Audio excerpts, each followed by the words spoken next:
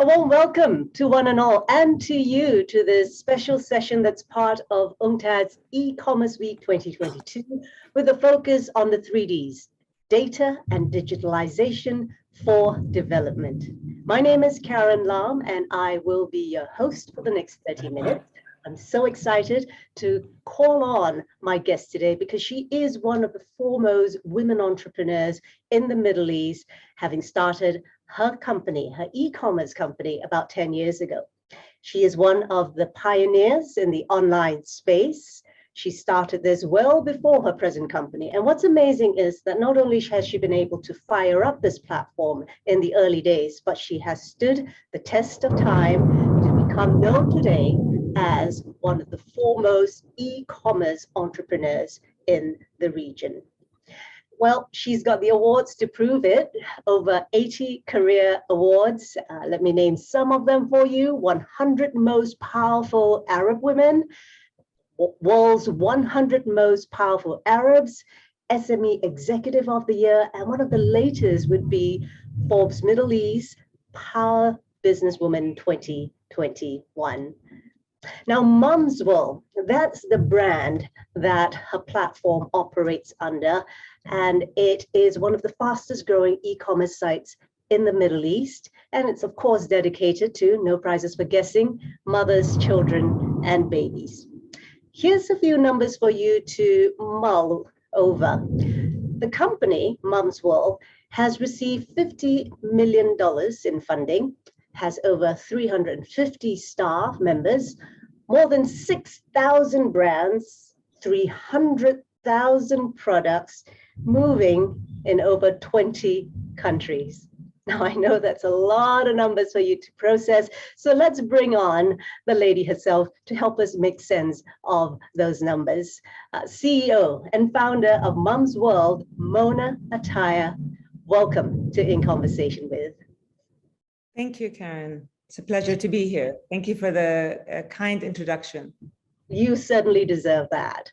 Now, I am aware that when I paint a picture that I did earlier with all the numbers, that, you know, this is what it looks like today, but it is a culmination of blood, sweat, and tears. So give us an idea of what Mumzworld was like in the early years.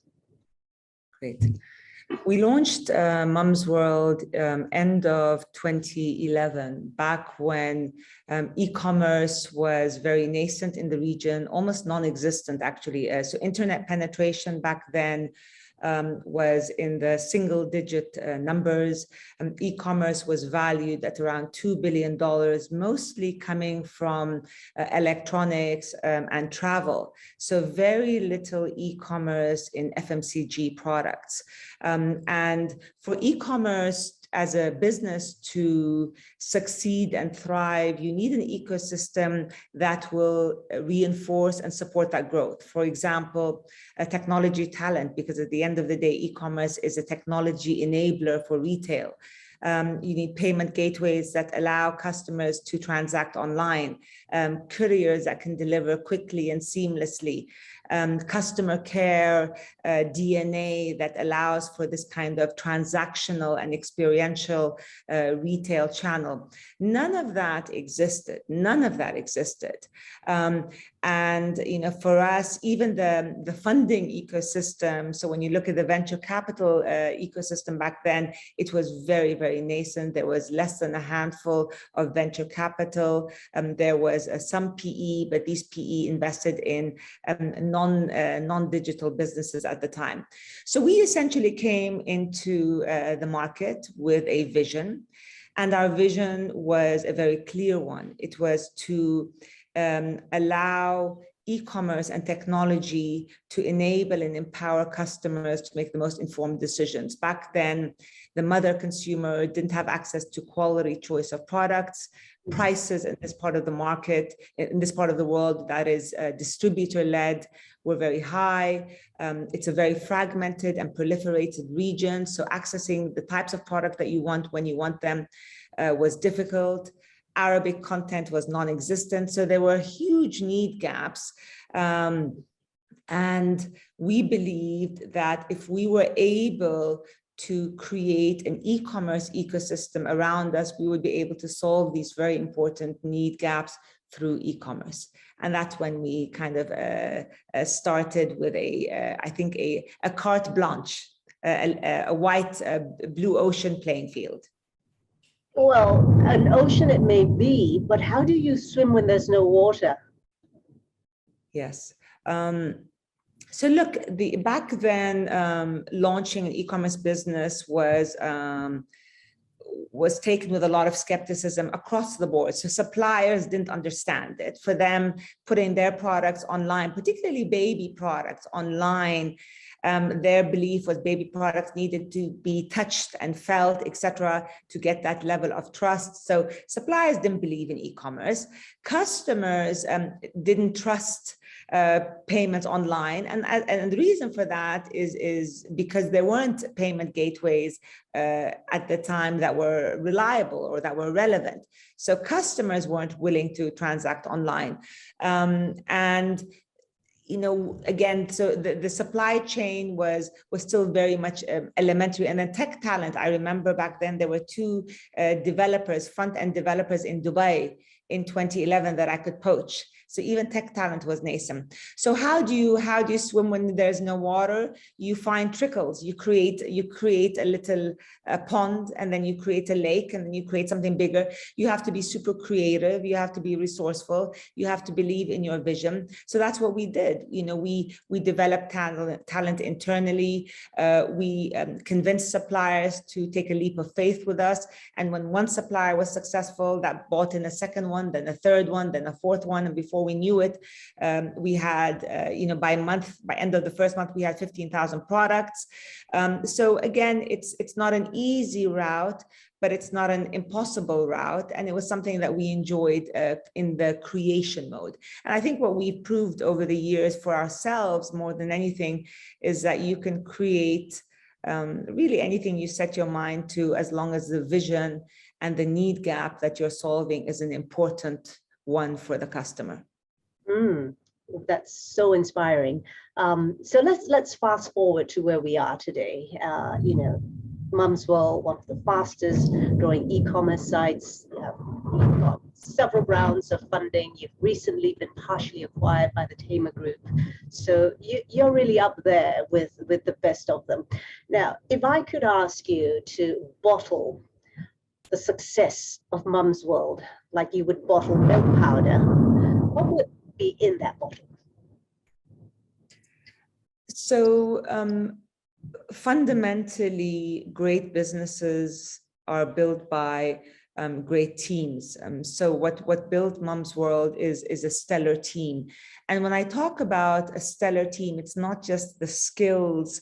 And by the way, the skills in this very fluid and fast changing world are ever changing. So to find the skills that you really need are difficult, but what we were able to find in the early days, and we haven't always been lucky, but the people who've stayed with us and built a business are the people who had a tremendous belief in the value proposition, a tremendous obsession with the customer, a determination and a commitment to make this work, and a resilience and grit that is unparalleled. And these, in my view, are the elements that would allow you to overcome and allow you to get from one phase to the other. So stellar team was the first part of the equation.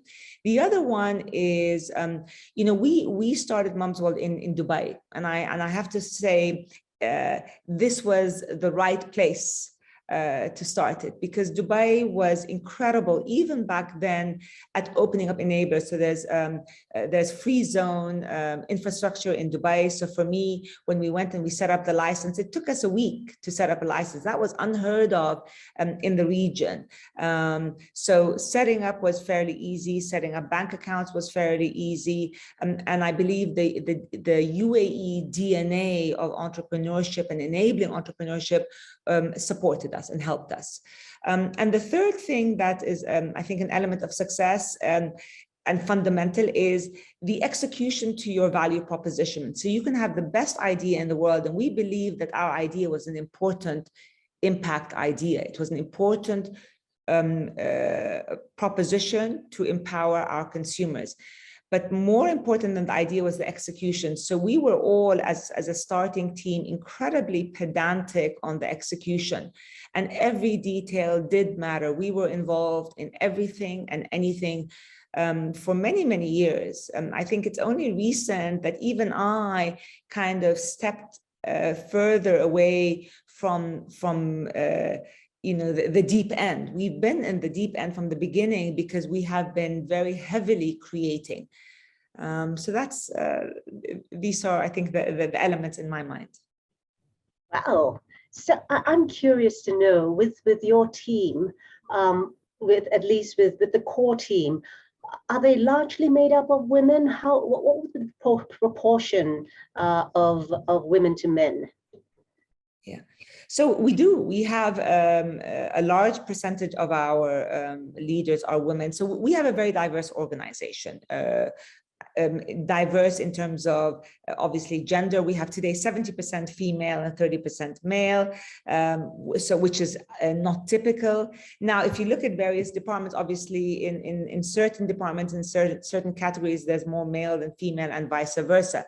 But we set out to build Mumzworld with a mission to empower women to make informed decisions for their families. And who better than to get into the psychology and the psychographics of the mother than the woman herself.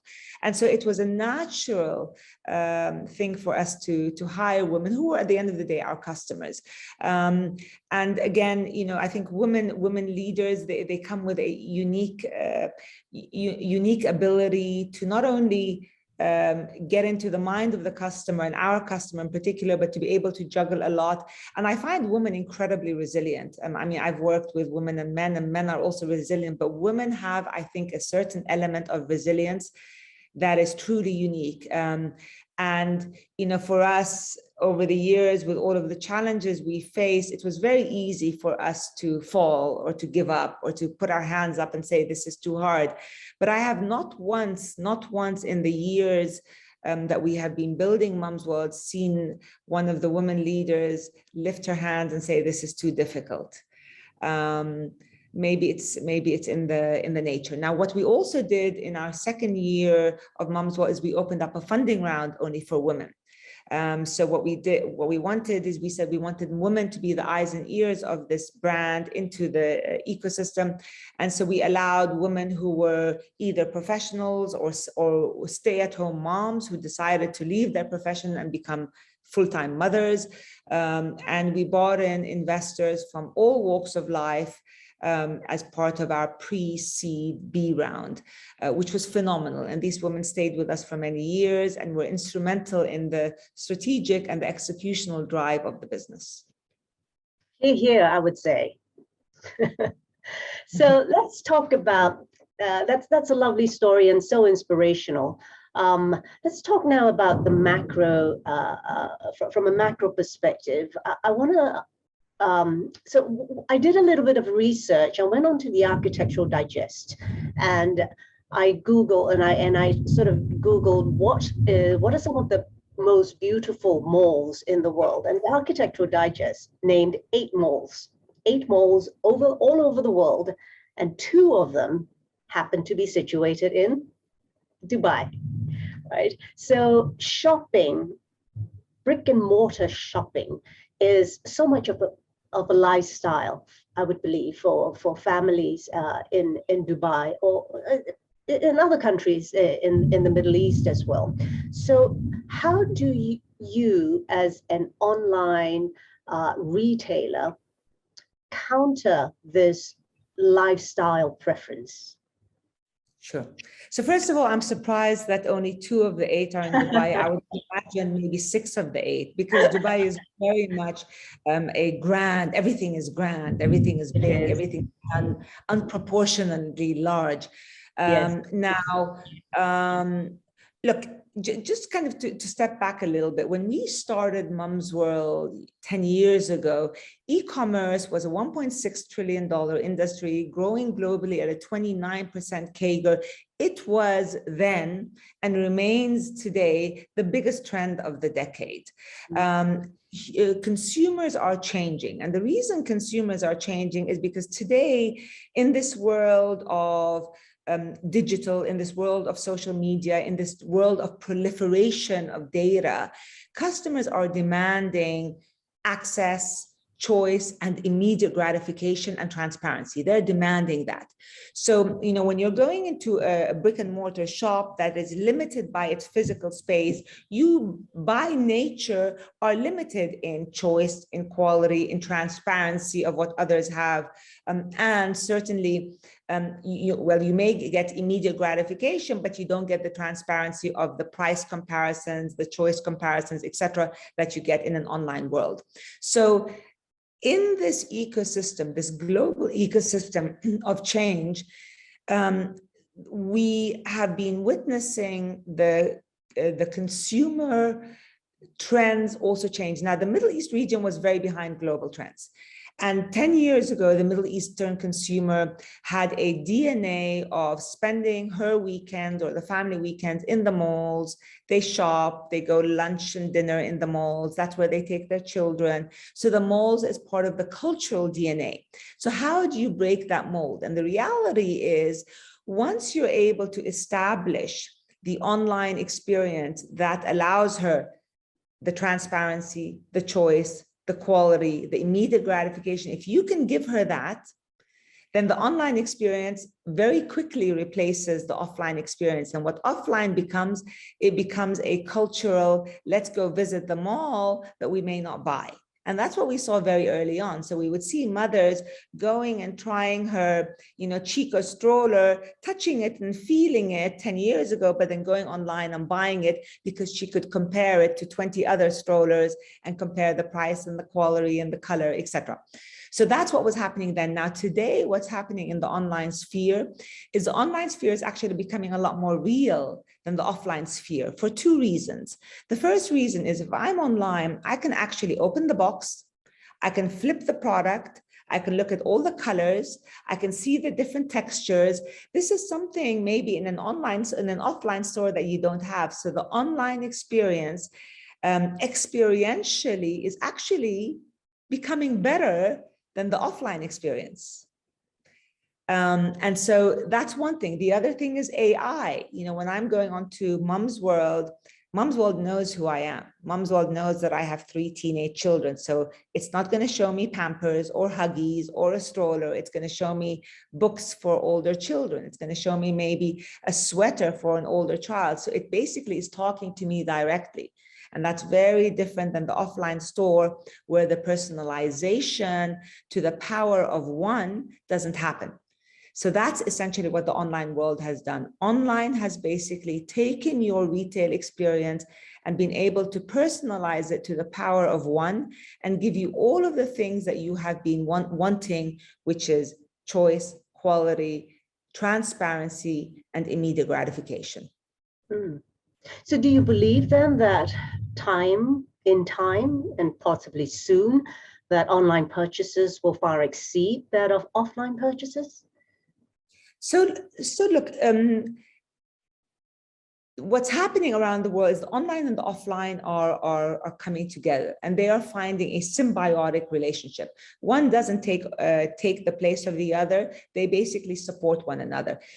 In reality, in a lot of categories, online has overtaken offline.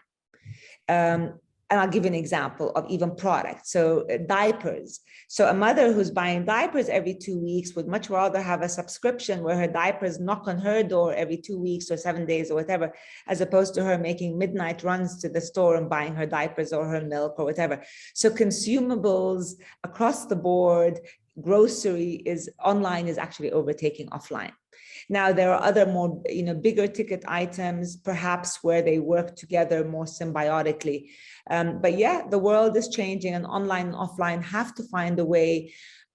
Ultimately, I'll answer it in conclusion with one way, and that is The consumer of today needs to be able to get what she wants, when she wants it, in the form she wants it, and she needs to be confident that she's getting the absolute best choice for her. So how do you do that? Do you do that through m-commerce, through e-commerce, or through brick and mortar? And the reality is you have to marry the three to give her that experience. And whichever channel does that will be the channel that wins. Mm-hmm. So are there plans on the horizon for you, firstly, to enlarge your sphere of influence into these different channels? And secondly, what's to stop you from going beyond products for mothers, children, and babies, since you've already got the platform? Sure. So today, Mumzworld is the gateway into the Middle Eastern household. We have the very heavy reach of mothers, in fact, the largest reach of mothers across the entire GCC region under one platform. So we have already reached that gatekeeper into the household through a channel or a vertical that requires trust and loyalty. A mother will not buy her baby product from you unless she trusts and loves you as a brand. So given that we have entered into the household through Mumzworld, the opportunity for us to also benefit the mother or to give her other vertical products is certainly something that is open to us. So there is certainly your customers can look forward to a lot more products than just what they have right now. Because I'm just thinking, mothers, when we talk about mothers, we're not just talking about maternity dresses and nursing bras. We'd love to be beautiful as well, right? Yes, exactly. So our segments, our subcategories have expanded over the last 10 years. We were in the first 5 to 6 years purely on baby 0 to 12, so prenatal till 12. And then the feedback we got from our customers was, you mentioned that skincare. So a lot of the mothers said their skin changes when they are pregnant or when they're dry skin, hair loss, etc. So that was a segment that we then entered as a complementary segment, a supplementary segment to our mother, baby, and child. So we do already have on Mumzworld subcategories that complement the mother's experience. They are not front and center, they are secondary, but they certainly do add to the basket. And we find these subsegments are added to almost every basket of a new mother. Sounds lovely. So let's take the discussion now to what the conference has been talking about. So you were a part of the high-level discussion yesterday on inclusive digital entrepreneurship. Now, that's a loaded phrase altogether. But tell us, what were some of your takeaways from that? So, so inclusive digital for me as a female CEO and a female leader, at the end of the day, 50% of the population are women. In the past, women were perhaps not enabled to enter the entrepreneurial digital ecosystem for many reasons. One is the difficulty to raise capital. That's very, very real. Women are raising less capital than men. This is a global phenomenon, and more so in the Middle East. The other one is mentors. So mentorship is a huge value added to entrepreneurs because mentorship guides, tools, information that otherwise you wouldn't know. The third one is resources within the ecosystem that you're in that enable female entrepreneurs to succeed. And then last but not least, and I always say success breeds success. So when you see other women doing things that are big, that are successful, that are inspirational, then you summon the courage to also do that. If she can do it, I can do that. I can, reach in and get that support. And historically, all of these areas were lacking. Now that is fast changing. And I have to say, in the Middle East region, we're seeing this change very quickly, especially in the GCC. Again, I come back to the UAE. UAE has been quite advanced in that. UAE has been very I think, progressive in female inclusion. I'm, I think, an example of that in both my setup and in my capital raise. So I was able to raise capital from seed, from super angels, from PE, as well as VC. And again, in an ecosystem that was unready. And the fact that we were able to do that in the UAE, I think, is testament to the DNA of the UAE. And we need much more of that across the region. I can see why then that UNCTAD has selected you last year, or had selected you last year, to be one of the advocates for the eTrade for women. And just hearing your passion, the energy that comes across when you talk about this subject. So what do you hope to do with this opportunity that's been presented to you by UNCTAD?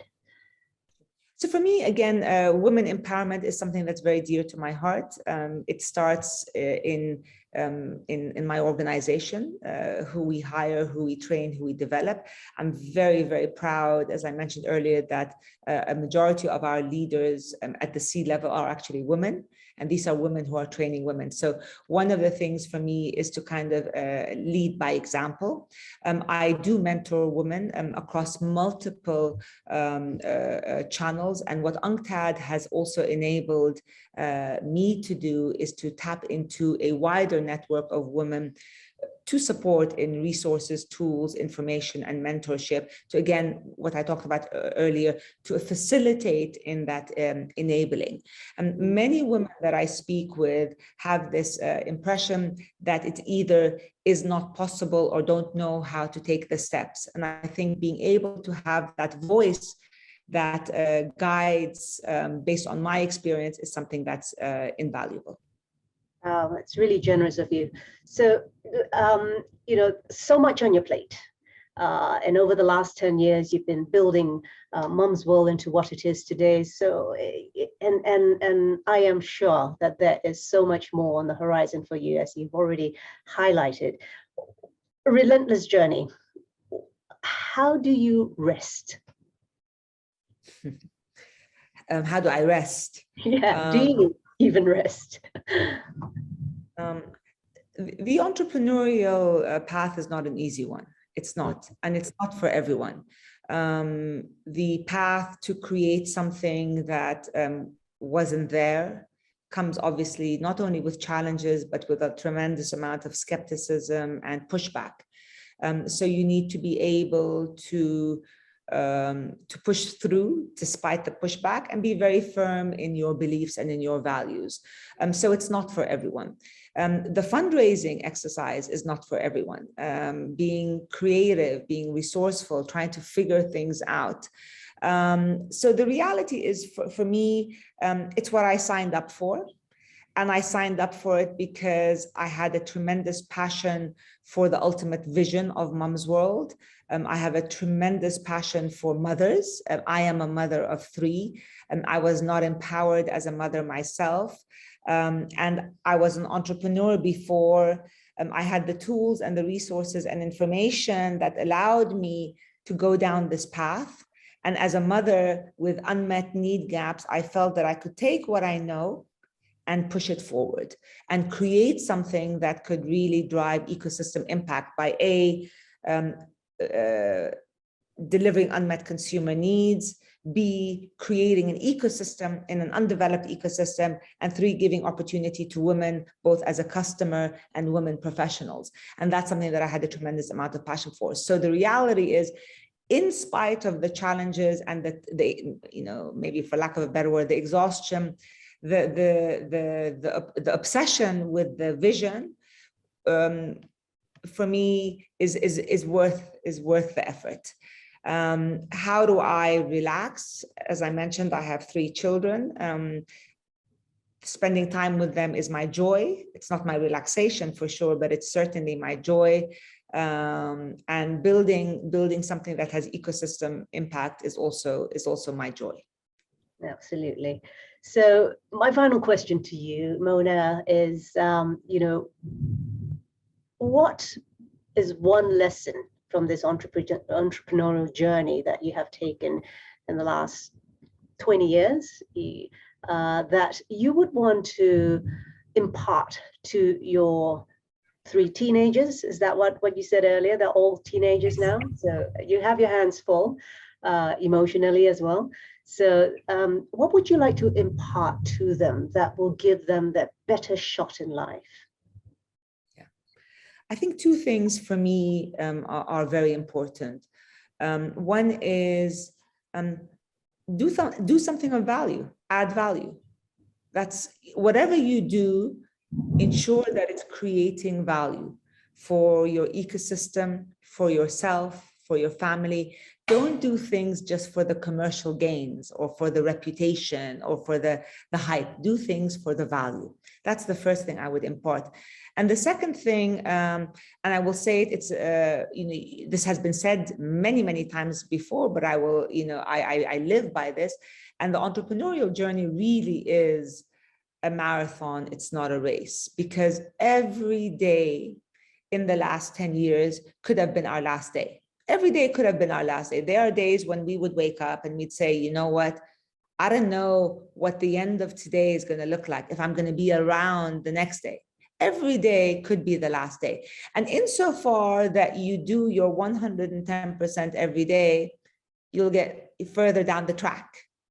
But if you're running that marathon and thinking, you know what, my feet hurt, my legs hurt, I'm too thirsty and I'm going to give up because I can't get to the end, that's not the way. You can get one step further. And this is really what has driven us. So grit and resilience is key to the entrepreneurial game. What I'm also hearing from you is the team, because you use the word us, and to have that grit and to have that resilience and to have that motivation to go on, it really is also about pushing one another on, isn't it? So it's never a solo game. It's always a group game. Absolutely. Well, thank you so much, Mona, for just being so generous, for being so candid during this conversation. I really appreciate your time. I really appreciate your insights. Thank you very much. It was my pleasure. Thank you. And to you, our audience, we love that you've been listening in to our conversation. And I certainly hope that you walk away with some insights, some ideas, and even some inspiration. So if you're a delegate of the e-commerce week, I wish you a most productive conference. One more day to go. And as for the rest of you, I bid you good evening, good day, wherever you are in the world, and goodbye.